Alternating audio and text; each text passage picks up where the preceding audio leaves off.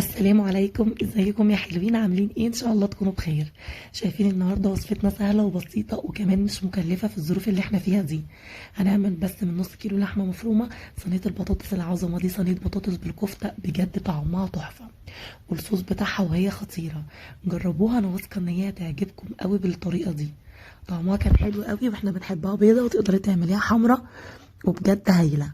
شايفين الكفته متماسكه ازاي؟ وكمان ممكن نضاعف الكميه لو الكميه دي مش هتكفيكم. انا كان معايا بصلتين صغيرين وكمان 3 فصوص من الثوم وحبايه واحده بس من الفلفل، فلفل رومي فلفل حامي زي ما تحبي. انا الفلفل اللي معايا ده ما كانش حامي خالص.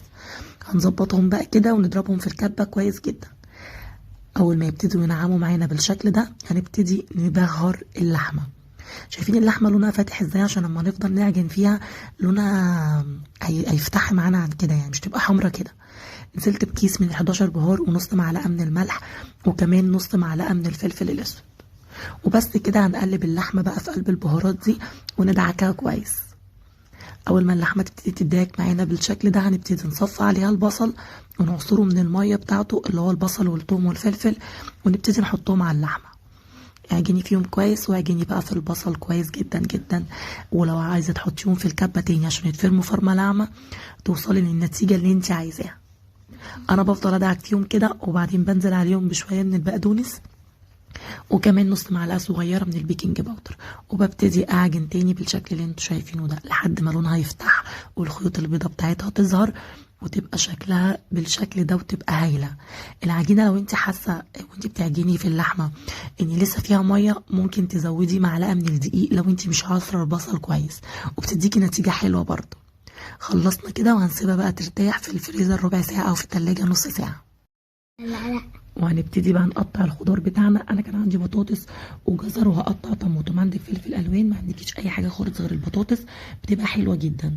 طب احنا لو عايزين نضاعف الكميه او نكترها شويه، في الوقت ده بنبقى نقعين نص كوبايه من البرغل في كوبايه من الميه المغليه، واول ما هتشرب ميتها هنبتدي برضو ندعكها مع التوابل والخضره والبصل كويس جدا جدا. وبنزود عليها لما بحط البرغل بصراحه معلقه صغيره من خلطه الكفته، بتديني بصراحه طعم حلو قوي. بس الكميه بتاعت النص كيلو اللي انا عملتها دي كفتنا واتبقت مننا كمان. هنكورها كده ونطبطب عليها، نخليها بشكل برجر كده صغير. بعد ما طلعتها من الفريزر سبتها ربع ساعه ارتاحت، او في التلاجة نص ساعه. اول ما اخلص الكميه مسحه بسيطه جدا من الصينيه في الزيت، وبعدين هنزل بقى بالخضار اللي قطعناه عشان نبهره.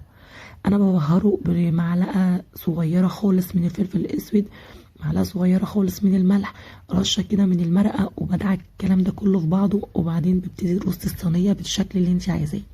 عايزه تبقى صينيه مدوره وتلفيها حوالين بعض، صينيه مستطيله مش هتفرق، المهم يطلع شكلها تحفه. طبعا الصوص اللي بينزل من الكفته بيسوي البطاطس كويس جدا. انا كنت عايزاها بيضه مش عايزينها حمرا قوي، فمش هنضيف لها طماطم في الوقت ده. ممكن طبعا تضربي طماطميتين في الخلاط وتظبطيهم كده بملحهم وحاجتهم وتحطيهم عليها، بس احنا ما كناش عايزينها حمرا. انا هعملها بيضه وبستسهل الطريقه دي وراجعين من الشغل كده، وحاجه كده ما بتاخدش وقت خالص، بجد هايله. انا هحط نص معلقه صغيره خالص من معجون الطماطم على نص كوبايه ميه، اقل كمان لان الكوبايه دي صغيره. الكفته بتاعتنا مش حراقه ولا البطاطس، فانا نزلت بنص معلقه صغيره من هريسه الشطه دي، بصراحه بيبقى طعمها حلو قوي. وهبتدي بقى اسقسق كده للصينيه بيهم بعد ما نضيف لها كده معلقه كبيره من الزيت بالشكل اللي انتوا شايفينه ده. في الوقت ده انا كنت مولعه الفرن وادخلها الفرن على طول لحد ما اعمل جنبها شويه رز ابيض، واحنا قدمتها كده مع مخلل بلدي وممكن سلطه خضراء وممكن تتاكل كده. شايفين شكلها بقى عامل ازاي؟ خرجت من الفرن خلاص، دخلناها غيرنا هدومنا وظبطنا حالنا. رشه كده من الخضره، انا بحب الطبقه الكريسبي عشان كده ما غطيتهاش بفويل ولا اي حاجه. هتاخد معاكي من ساعه لربع ساعه لحد ما البطاطس تستوي وفي نفس الوقت تبقى متماسكه. اللون الفوق بتاع الكفته ده احنا بنحبه جدا جدا، وشكلها كمان بتبقى بصراحه تحفه.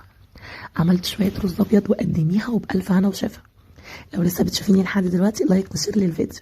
ما تنسوش بقى تصلوا على النبي كده في التعليقات. شايفين الصوص بتاعها حلو جدا، طبعا ما طلعش احمر خالص، بس الصوص دوت بنسبه الدهون اللي نزلت من الكفته مخلي طعمها بجد حلو قوي. طبعا تقدري تستغني عن نص كوبايه الميه وتغطيها وهي تستوي منها فيها لو عايزاها بيضه، وتقدري تضيفي لها طماطم. شايفين بقى البطاطس مستوية ودايبة وفي نفس الوقت متماسكة، طعم كده وميكس هايل. كفتة كمان متماسكة ومفرغة من جوه ومش مكتومة، وعملت كمية كويسة. لو لسه بتشوفيني لحد دلوقتي شكرا انك بتشوف الفيديو للاخر. ما تنسيش بقى انك تشتركي في القناة لو مش مشتركة في قناتي، وتفعلي جرس التنبيه عشان يوصلك مني اشعار بكل جديد.